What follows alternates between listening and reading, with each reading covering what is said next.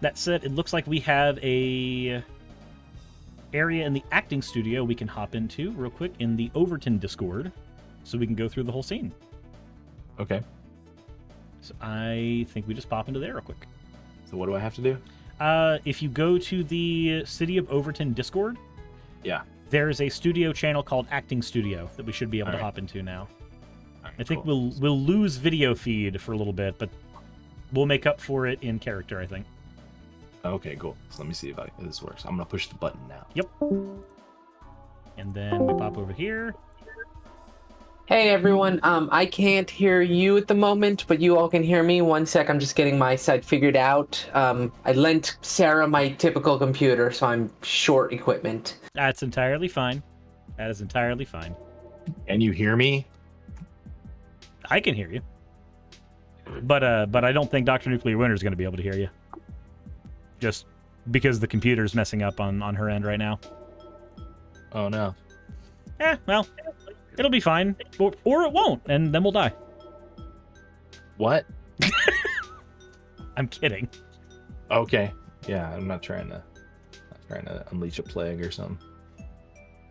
No, me and my girlfriend are going through the Dresden books right now, and we just hit a point in one of the books where one of the characters says, pain is to be endured, and then it stops. Or it doesn't. I'm like, oh, okay, that's good advice. Thanks. Literally the two options, yes. Yay, finally got my mic to work. There we go. Sorry, Sarah has my system, my typical system. I'm only on my coding system, so I'm like all out of whack. I am like crazy weird, and it's like missing a finger. How come you have a system and not a transdim? Oh God. Are we gonna do a group voice warm up exercise? I think Sarah would yell at us if we didn't, but at the same time, I know the one she would demand that we do would be Soul Train. Which one's that? The one where you start at the very top. You go into the way knowing, yep. I remember. So you start at the very top as high as you can, and then you go as low as you can, like the 1970s song. Man, I love that the mic cut out.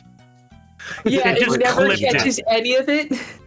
Have you considered using a Focusrite and hitting the pad button? Okay, the second generation of this game is going to have so many improvements, and especially in equipment. Yeah. That's what happens after you do something for the first time, though. You end up knowing how to do it better the second time. Ain't that the truth? Especially when you invent the way to do it. It's not like there was a Google search for, hey, how do you 3D print a video game? I have looked at some of my older content, and I have hated every minute of it and wondered how in the hell I even got subscribers back then. It's what happens anytime any of us is working on a craft. Although in your case, an actual craft. One of the things I learned very early on, and it was one of those things I had to know before I could even accept that it was going to work out, is I basically had to say, you're going to finish, and nothing is going to get in the way, and that's just it. And then once I accepted that, then I accepted I can do crap like 5,000 times. Fair. At least you have all of the pieces 3D printed now. Oh yeah. Oh, everything is done. Everything is printed. We got a few retakes we need to do. But for the most part, it's just putting it all together. And the best part is it really is coming together like a zipper. Oh, good. That's wonderful, considering that my last bag that had a zipper, the zipper broke. It's just monotonous because you can't like lump sum together all kinds of switches. You got to go through and check every switch one at a time. Then you got to make sure at the end to double check that it ties into the whole. That makes sense. I thought 3D printing thing, and now I'm staring around my room trying to find the dual disc that I printed. It's somewhere here, and I don't know where that is. And I'm beginning to think that this is not a thing for me to worry about right now. Yes, one of the things I can't wait for is we have a sewing machine in the 3D printer. I'm gonna start doing the cosplay stuff after the game finishes, so I'll have my own Dr. Nuclear Winter outfit and everything. Aside from the one that Miss Twisted got taken care of. Exactly. All right. It's just fair that Lady Gulak, Cece. Well, of course, we gotta get him a mask. That's gonna be a nice big bright orange and blue mask. You have to go full luchador. Well, okay. So this one I will leave as just a hint for just your fans as a small little thing that's actually in the game. It has nothing to do with the plot. It's the tiniest detail that no one would ever notice. Okay. But the longer someone's been a Cafable, the bigger their mask is. My audience has no idea what a Cafable is, so that works out perfectly. Exactly. You know what? You know who's gonna love that? Cable is not dead yet. No. Who's gonna love that is gonna be Val over at Rem Games. She's gonna kill me later for that. Fair enough. All right. So, who do we have on Stuart for this chapter? I can definitely do Stuart. I just gotta find the voice. Which one are we doing? We are doing Ghost Chapter, because it is one of the only ones that me and Drew have actual intersection with our characters. And it's only for like a couple lines, but it works. Well, you do have River here, who is she's Tina, so that should help. Fair enough. That was the issue I was looking at, was like, we have a couple lines in the like end middle of the chapter, and there is no context. Oh dear. Yes, well, and just I gotta say, the audio all came together amazing, which is a speak to all of your talents, because the fact that you all recorded in separate rooms, you cannot tell, except for like one or two lines we have to redo, and that's about it. I would like, if I'm able to voice in a potential sequel, I would definitely like the chance to voice in a studio with other people to play off of them too. I think that would be a huge improvement for the next game. Oh, absolutely. This was a game made out of plastic and low budget and literally no budget. This was a force of nature, not a force of finances and all that stuff. The next game, I have the budget hopefully from this game, which will pay for the next game, which will mean we'll actually have equipment and we'll actually get to see each other. My car will work. When you come into town. Car.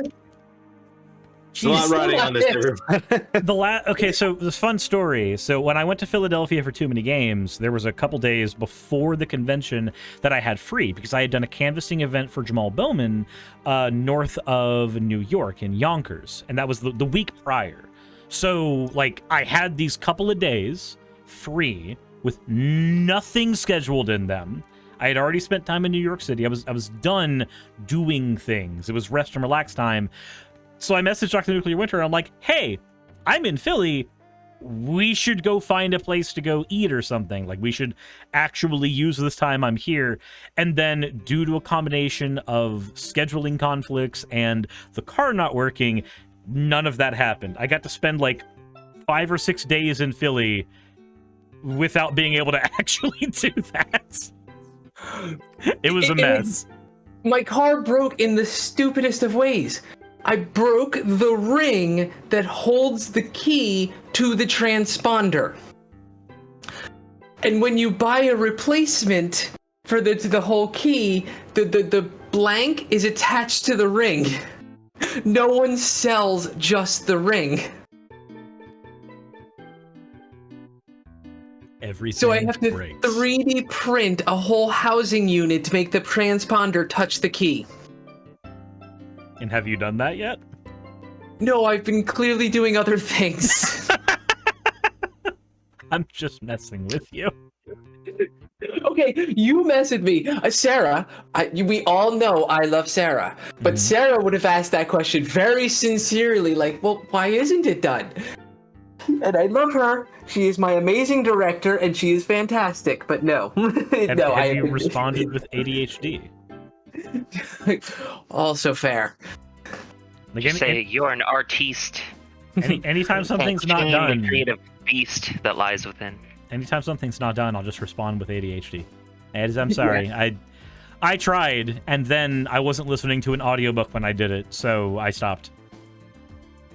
All right, so I will do the Stuart and the Lady Gulaks, Alrighty.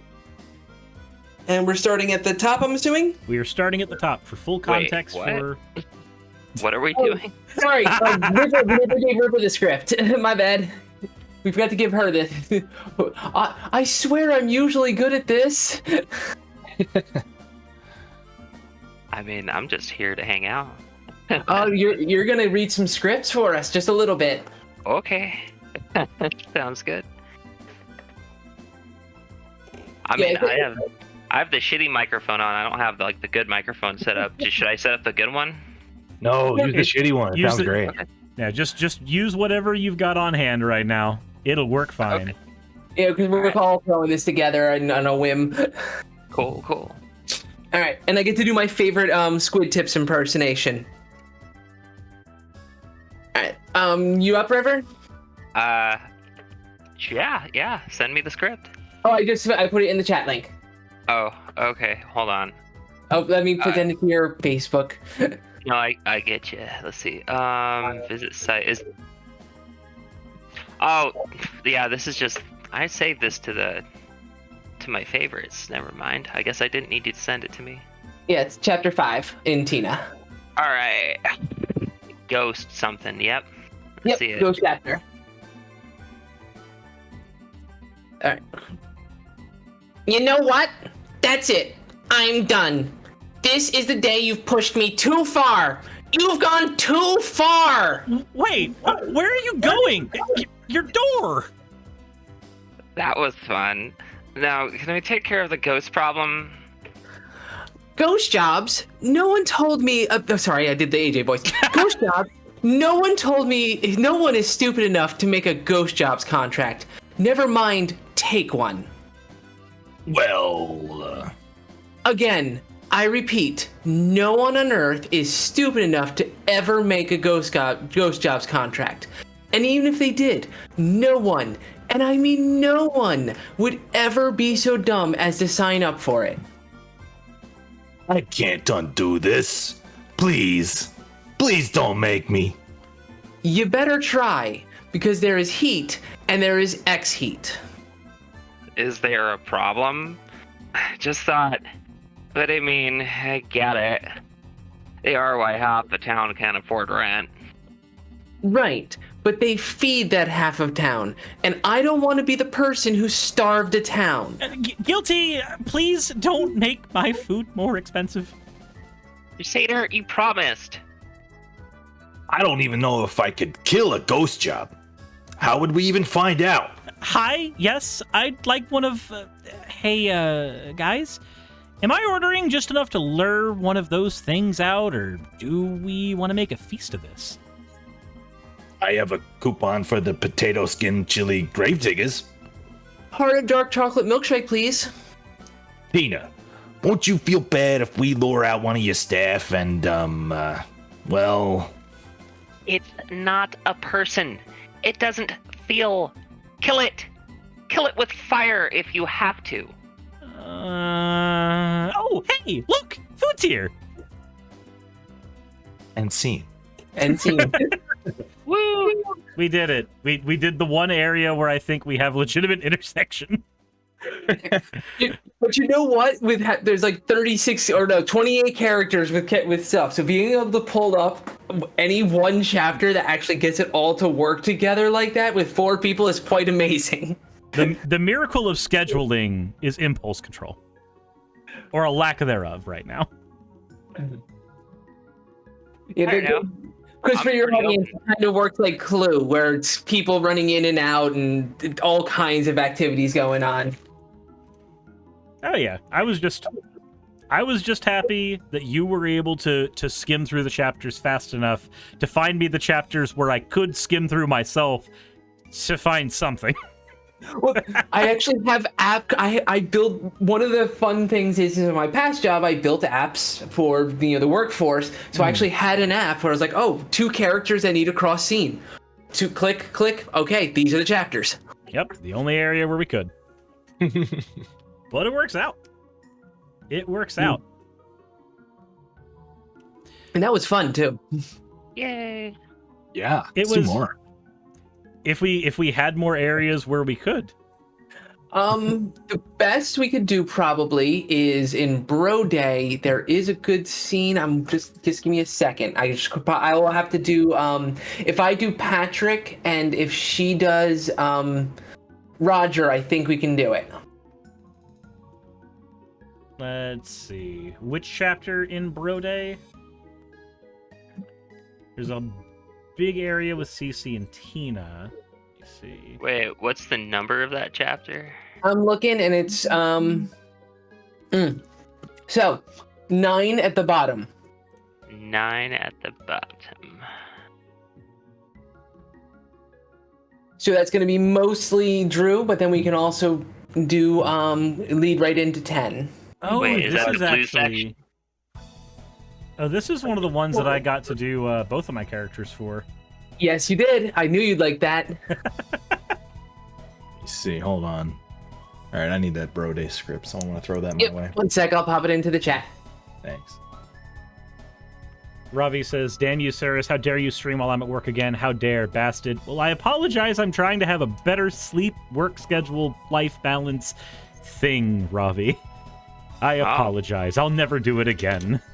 Mine's gone the opposite way. I will make the active effort now to sleep less and more, completely at random, stream completely at random, and also eat completely at random instead of counting my calories. And I'll forget to go to the gym too. That will improve my life significantly. So you were talking about Captain Crunch and everything. You will be happy to know that Billy came into my home yesterday unannounced and just pulled me away from the gaming and dragged me to the grocery store. I have a big sack of grapes now too. Alec Gunter says, I'm enjoying the stream time. I get to listen while at work. That's awesome, Alec. Also, thank you for hopping in. If you were in the Twitch chat, I would see if we can get a shout out for you. For people who don't know, Alec was one of the ones who went up to Canvas with me for Jamal Bowman. We got to go out and be in the very, very hot Yonkers summer together, which definitely didn't cause me to change my clothes twice a day. What is hot out there? What does that mean? It was yeah. It was like 95, 96 degrees. That's funny. Yeah, River's one of the people you cannot make hot comments to. I grew up in Florida. I can. Okay, fair. She's in Arizona. There is no Arizona. Oh my god, I didn't even link that yet. Yeah, really? You didn't Okay. think to make that joke? You wrote Okay. it. Hold on. I'm gonna tell an amazing Oh, River story one. because she'll never tell this story herself. So Okay. the way that River actually got her character, and I will always love her for this, is while I was working on the script about 9 months ago, I was working on some of the battle scenes and I needed just some money promos. And I actually asked River to if she would just take some lessons and give me a money promo so I can learn from it and write from it. She comes back above and beyond anything I could ever ask for, way more work than I ever expected. Absolutely helped me amazing. So of course then when we had someone drop out, I was like, oh, okay, River, we have a spot for you. Yeah, I remember just being told, hey, you're doing this, and I'm like, okay. I Awesome. guess I am. Like, hey, sounds fun. I'm in. All right, so is everyone ready? And at 51. All right, so this is chapter 51. 6? 9. Chapter 9. 9. Plot. I don't see a 51-9. Is that Ref's Plot X? armor. It's a plot armor. Plot armor? Oh, no, Bro Day. Bro Sorry, Day. you're in Tina. Sorry, you want to go to Bro Day because we're switching characters for you. Okay. We're not recording this. We're just having fun. Oh, So. okay. I have to click the other thing. Okay, I see. I was looking at the other script. That's right. So let's see. Okay. All right. You can see why it took a month to learn how to organize this properly for a group. Look, I eventually realized, because I was doing this far earlier in the day off of like 2 hours of sleep, that I had to just play Fortnite while doing the voice work, and it was the only way to keep myself up. And you know what? We would totally talk right through it, and he'd be like, "Yeah, no, I'm totally doing it." I'm like, "Yeah, I get it." And me and Sarah would have our own confessions of ADHD things we were doing too. Yep. Look, it harkens back to when I was in high school. I failed geometry once, but then the time that I learned how to sneak playing Pokemon Diamond while taking notes, then I passed. I didn't know my brain was this broken back then, but that should have been my first hint. All right. So everyone's at 51 now, right? Do we have some context for this scene for our loyal viewers? Yes. Good question. That is a wonderful. You know what? Thank you. God. Okay. You're welcome. So we have got a horde of people. In the visuals, we have 3 very large green people and 1 tiny human person. And inside the restaurant is a large masked wrestler who is just trying to enjoy his meal in peace. Okay. And River, if you would be so kind as to read for Roger. Okay. So who is Roger? What kind of person is Roger? Give me what is my motivation? Roger. He's a thug. Roger is He's a thug. He's a happy thug. He's kind of like, he doesn't know he's a thug. You know what? Think of a greaser with no pizzazz. Yes, that is very much Roger. That's what Roger is. He's a greaser with no pizzazz. So does he have maybe a Brooklyn accent or something? That's basically what he has. Hey, yo. I can't really do one that well, Hey, but I'll my try. home away from home. Hey, my home away from home. It's your shine box. There we Not quite go. the same. I'm gonna do a mafia person. I'm just gonna do a mafia person. So Roger is a Maybe thug, not right. He's just a henchman thug. Roger is a very large green henchman, yes. Yep. He's an orc.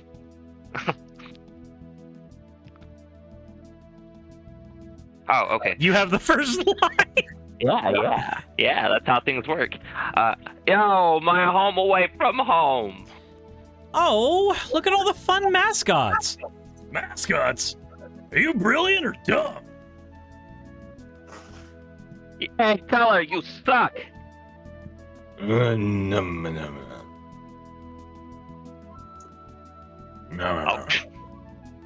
Once you said a wrestler's name, they were supposed to just appear and fight you. He doesn't seem to find you particularly threatening. Maybe he just wanted to eat his lunch in peace. He's a coward. I think he's weak. I think he's just got paid after some boss battle, and he hasn't had the chance to gain his HP. That's it. We'll do this, but on one condition. Can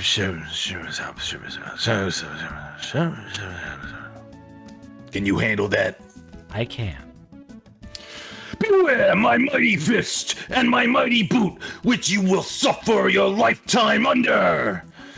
Anytime! Oh, yes! My turn! And scene. Yes. And I don't want to ruin for the audience what happens after that, because it's one of my favorite scenes is between little Tim and Cece. And there's a heavy BDSM element, so, not for everybody. Oh, please let me be under your boot more, sir. It's not all audiences, It's better than what happened with that other weird violent lady. Rated A for adults only. Oh, the lady with the bottles. That was a different kind of fetish. Oh, yes. Oh. Jeez. See, the thing is, I think at this point, the thing that would be more fun to do would be ad-libbing with our characters. boy. Oh, that sounds absolutely fun. God, But who do I heard the trepidation from Drew. Oh boy.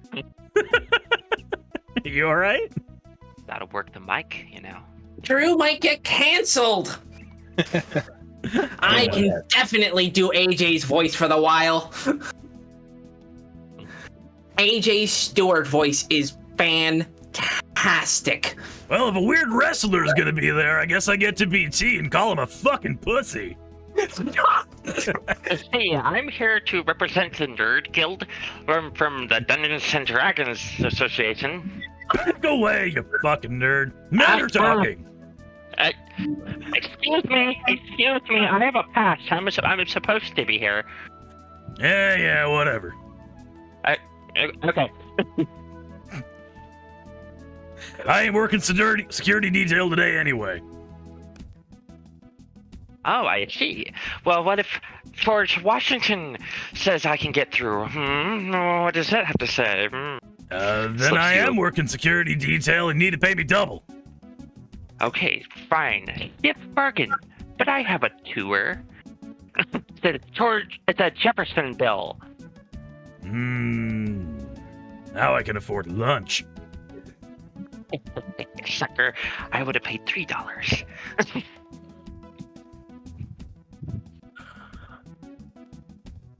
Well, someone else go. Jeez. Okay, I'm sorry. This is why I write ahead of time. This is why the writer. Oh my god! All I can think is like, oh, I want to just say I love everyone. Like that's all I'm sitting here. Like as the producer, I'm like, I love everyone, and I love this, and I love you all. That's all I can think, and I apologize. So Man, I'm not is the only one is who's the been writer smoking of this morning, huh? is the writer of this game the reason so many bad things happen to me? You? They're gonna forget about me by the time the game's over. I'm not even in this game. That is unfortunate. Anyway. Yes. Look, if I'm playing T, I can just be rude. I can just do that the entire time.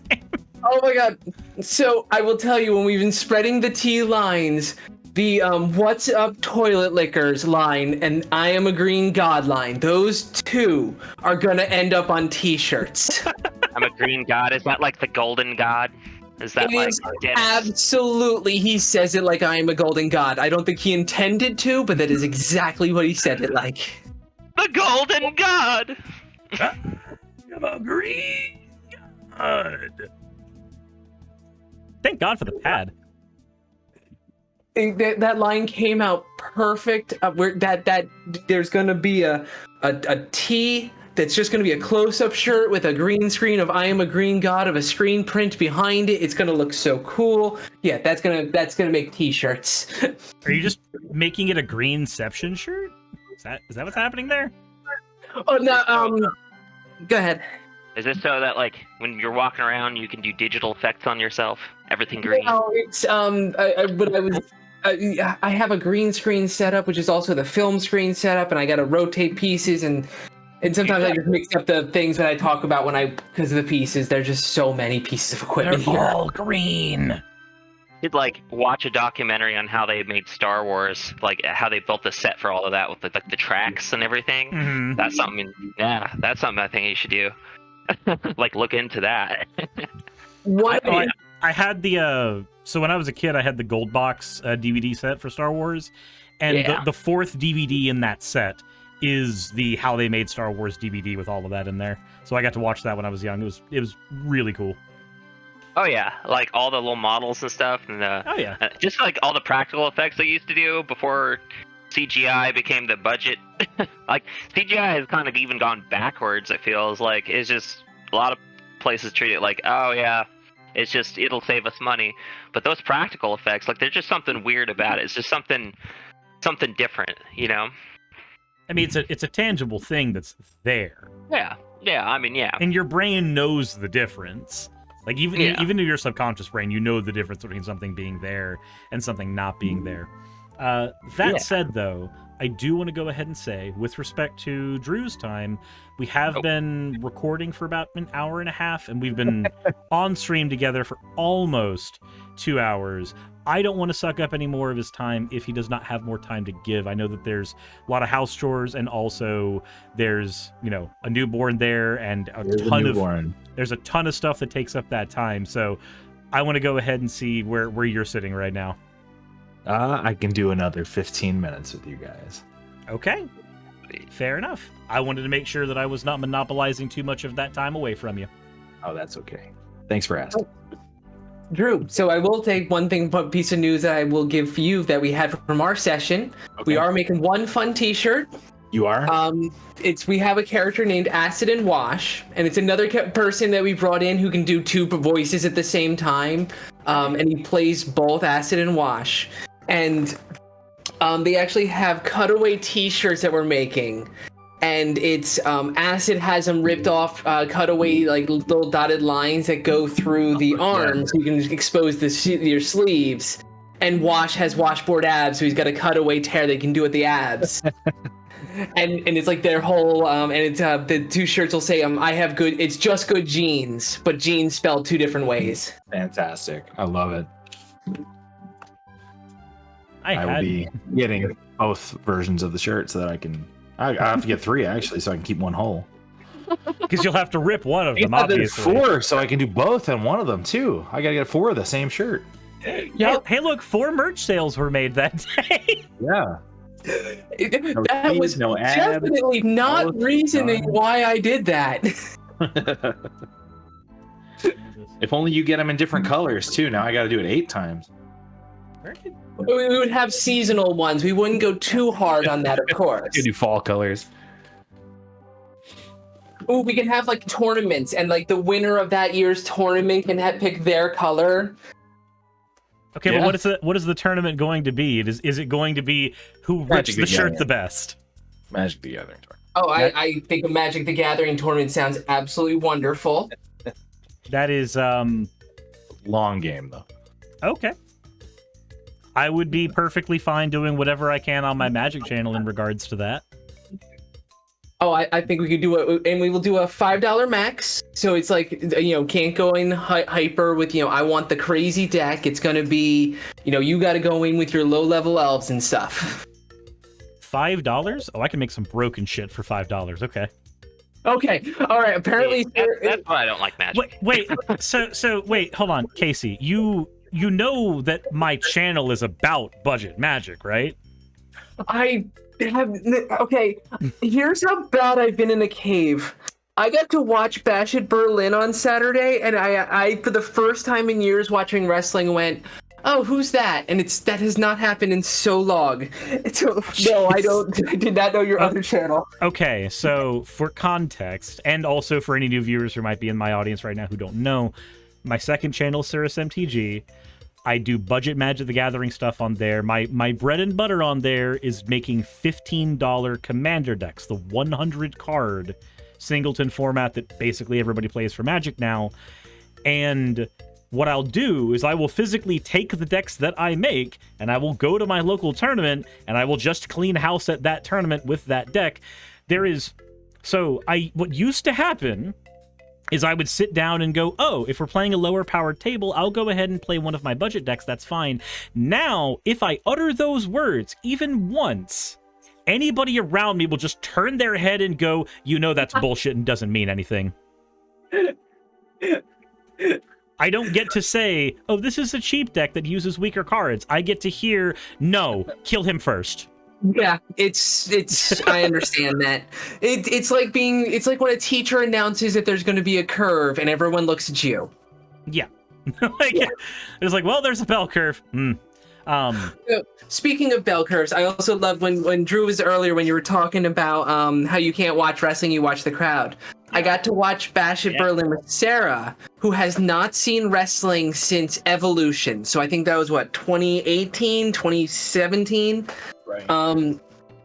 Oh my God, she's the whole time she's just looking at it going, oh my God, I see that stage direction. I see that she's just critiquing everything, but with the biggest smile on her face. She is loving the new theatrics. Oh, good. Yeah, I don't even know which theatrics you're talking about, but great. I'm just saying, like, I don't mean that. I mean, like, the whole idea of critiquing and stuff. Like, Sarah is a theater person, and so she looks at wrestling now that she hasn't seen in 5 years, and she can just see all those things that you were saying that you critique. She's seeing it less from an entertainment lens and more from a mechanical lens now. Yes. Yeah, no, Wireframes are visible. that makes sense. That's the same thing that happens with me when it comes to Magic stuff. When I'm looking at like a deck, if somebody wants me to work on a deck, I'm not actively looking at the cards and going, is this a good card? Is it a bad card? I'm like, this is the card that focuses on drawing cards and it goes in that category. This is the one that focuses on removal and it goes in that category. And like, my brain can only process these things by categories now, not by like, oh, this is a fun card I like playing. I've lost that. It's kind of sad when that happens too. There is a great quote. God, not Mozart, the sibling of Mozart. They're sort. I can never say his name. Soriarty. Okay, Mozart's sibling had a great quote that he always said he was sad the day he learned that there is a finite numbers of musical notes in the world, and you can only pair them in a finite numbers of ways. And it's really sad when you kind of realize everything you love, even though you want to be expansive and see everything, once you can start parsing things into the groups, you start seeing, yeah, everything is finite. Yeah. That also happens with, like, if you... And I know Drew would probably be able to speak to this as well, because we had the conversation before about Pokemon. It's like, when you're a kid, you start playing Pokemon, and anything in it, like, the world's your oyster. Anything and anything you can find in a tall patch of grass, that is infinite possibility. Once you've played for a while, you're like, no, I don't want that Paris. That thing's garbage. No, I don't want that Zubat. It can't turn into Crobat in this generation. No, I don't want that Onix. It's slow. Like, you start knowing all of those things in the back of your hand, and suddenly, like, a lot of the magic is just kind of gone. Becoming a cynical adult. Yeah. Yeah, we did all just kind of put on some old Childhood dies. glasses there. Everything turns gray. It's just bills and work now. But to be fair, that's also why I wrote Overton. One thing about Overton is because it's not digital in any way and the rules had to be rewritten from scratch. That also means I know the audience can't go in and say, this game fits into this category. Like, you can't go into this world thinking that at all. I love that mystery. Yeah, I think it's going to surprise a lot of people. Oh yeah, it's definitely breaking ground. The closest you can say for Overton is that it is a choose-your-own-adventure visual novel. But even that's not really wholly accurate. Sylvie Snow in my chat says, please don't talk bad about my Zubat and Golbat. Look, I had to learn the hard way that using Leech Life over and over again with Zubat makes me want to ram my head through a wall, okay? I will talk bad about them as much as I want. Yes. Besides, I prefer my Pokemon battle slaves, my animal battle slaves, to be, actually strong. I like to enslave the strong and discard the weak. You get older and you're like, no, the Zubat I caught is garbage. I need to breed an adamant Zubat so it has extra attack power and lower special attack. I also need to make sure that its IVs are all perfect. It needs to be the Ubermensch of Zubat. And if it's not that, it's horrible. I wonder what they use. God, what has happened to Pokemon since I played? Okay, so I have some bad news for you. This happened in Generation 2. This has been Pokemon the entire time. It's just that these are all hidden systems that we didn't know about, but now we know about them. I always wondered how their economy works. Like, their economy revolves around, like, sending 10-year-olds out into the forest. And having them beat each other up for lunch money? Yeah, just like everything in their society revolves around this. It's like, what? Casey, what was the last Pokemon game you played? Wonder if they I eat play Pokemon. all the Pokemon games. Here's the problem. I play the Pokemon games and people look at my team and they go, "So why'd you pick those people? I thought they were neat." See, there's That's the nothing correct wrong way to with play. there's nothing wrong with playing the game that way. So, Pokemon is two kinds of games. It is a single-player RPG, or it's three kinds of games really. It's a social experience, it's a single-player RPG, and then it's a hyper-competitive one-on-one battler. If you're playing Yeah, I guess. Pokemon just to collect stuff with your friends, that's valid. If you're playing Pokemon to have a bunch of neat Pokemon on your team that you like, that's valid. If you're playing Pokemon to spend 300 hours breeding the perfect fighting machine to go into a competitive tournament and win hundreds of thousands of dollars, that's also valid. Like, any one of those is a valid way to enjoy that franchise. For me, on the video game side, I am so thankful that Sarah has my beast of a computer because I have about 1,500 hours on Anno 1800. Tater, thank you so much for resubscribing. That's I the appreciate game. it. I've done the nuance system. It's insane. It's naval trading. That's the game I do that stuff on. I think for one of the games that I probably min-maxed for the longest time was Resident Evil 4. Just figuring out which weapons had which upgrade paths and how smooth that made the game, which areas in the game that I wanted to get attacked enough to lower the amount of enemies that would be in a following room, because that's a hidden system in the game, by the way. Which areas the frame rate of the game directly affected damage. That's a thing that's in Resident Evil 2, actually. Your frame rate affects your damage. It's really weird. If you use a knife, it's every frame Like a that the fighting game. So like in Resident Evil 2, if you use your knife, every frame that the knife is in an enemy counts as damage. So if you're running a computer with like 180 frames a second, the knife is physically doing more damage to enemies. Yeah. You get so much ammo in that game, you never need to do anything broken, though. I can usually get through that game, and I have so much ammo at the end of it. That's no. So that's also a hidden system in that game. The ammunition system in Resident Evil 2 Resident Evil 2 Remake is built so that as you run out of ammo, it will start dropping more ammo on you, but only ever enough to make you feel like you're running out, but you're never really running out. Right. Oh, I was talking about the original game, but The original one does dump a fuck ton of ammo on you. yeah. The original one just dumps a shit ton of ammo. The original doesn't have any like weird frame stuff like that. Oh yeah, I thought you were talking about the original. That's the one I always played. I like both of them. The remake is really good too. Yeah, I have both of them. I like the remake's a comfort game for me, but I prefer the original between the two of them.